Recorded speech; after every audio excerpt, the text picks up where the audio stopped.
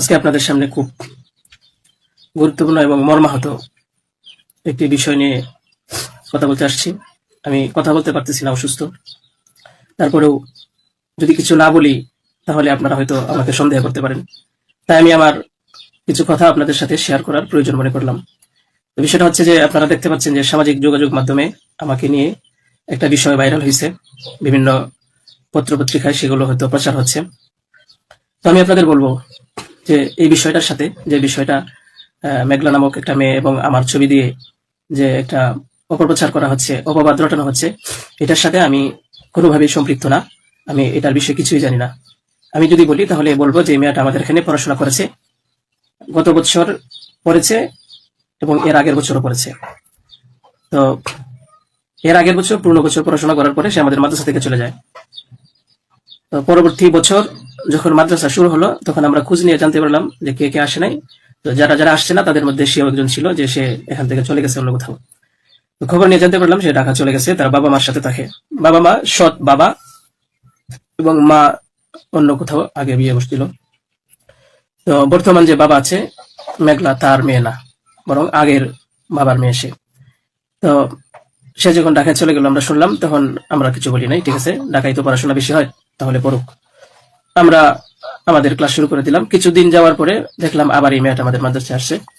তো আসার পরে জিজ্ঞাসা করা হলো যে কেন, কি অবস্থা, কোথা থেকে আসছো? সে বললো যে ঢাকায় চলে গেছিলাম, এখন নানা ভাই জোর করে নিয়ে আসছে আমারে। আমি আসতে চাইছিলাম না, আমাকে জোর করে নিয়ে আসছে নানা ভাই। দেশবাসী, আমি আপনাদের সাথে শুধু এই কথাটাই বলতে চাই যে যে মেয়েটা এখানে আসতে চাইছিল না, চাচ্ছিল না, তাকে কেন জোর করে আনা হলো? তাকে জোর করে আনার পিছনে কি কারণ ছিল বা তার কি স্বার্থ ছিল? পরবর্তীতে আমরা এটাও জানতে পারি যে এই মেয়েটা তার এই নানার সাথে রাতের বেলা ঘুমায়। সে নিজেই বলছে।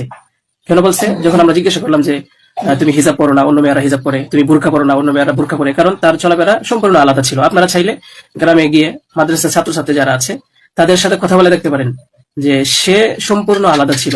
তার কোনো কিছুই আমাদের কমনের ভিতরে ছিল না, আমরা তাকে কন্ট্রোল করতে পারছিলাম না।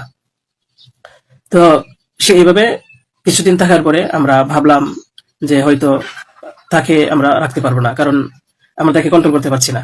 হয়তো মেয়েটা অন্য কোথাও গিয়ে যদি কন্ট্রোলে থাকতে পারে, পড়াশোনা করে, তাহলে এটা তার জন্য ভালো। তাই আমরা তার গার্জেনের কাছে বললাম, তার মাকে আমরা বুঝিয়ে বললাম। আমাদের উদ্দেশ্য এটাই ছিল যে তার মা যেন তাকে বুঝিয়ে বলে যায় যে হুজুরের কথা মেনে চলবা, মাদ্রাসার নিয়ম কানুন মেনে চলবা, এই কথাগুলো উনি বুঝিয়ে যাবেন। কিন্তু উনি কি করছেন যে ওনার মেয়েকে উনি বলছে যে না, আমি এখানে রাখবো না, নিয়ে চলে যাব।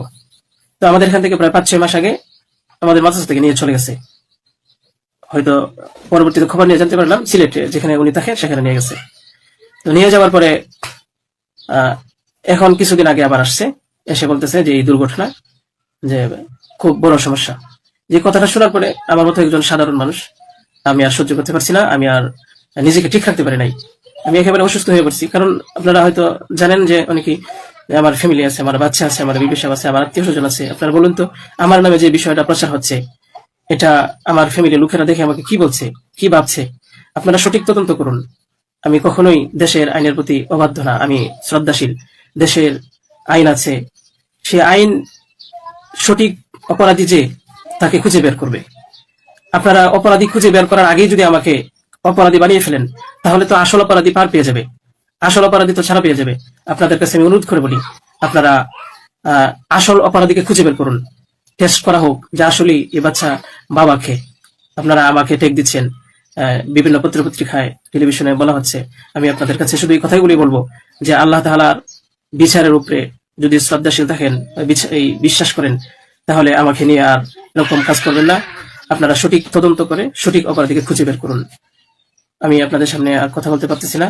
আপনারা সবাই ভালো থাকবেন, ইনশাআল্লাহ পরবর্তীতে আর কথা হবে ইনশাআল্লাহ। আসসালামু আলাইকুম ওয়া রাহমাতুল্লাহ।